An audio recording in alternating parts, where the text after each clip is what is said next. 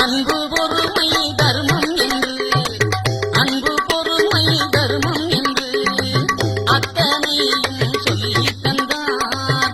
அன்பு பொறுமை தர்மம் என்று ஐயா அத்தனையும் சொல்லி தந்தார். பொய்களவு கோபம் அதை பொய்களவு கோபம் அதை எப்பொழுதும் வேண்டாம் என்றார்.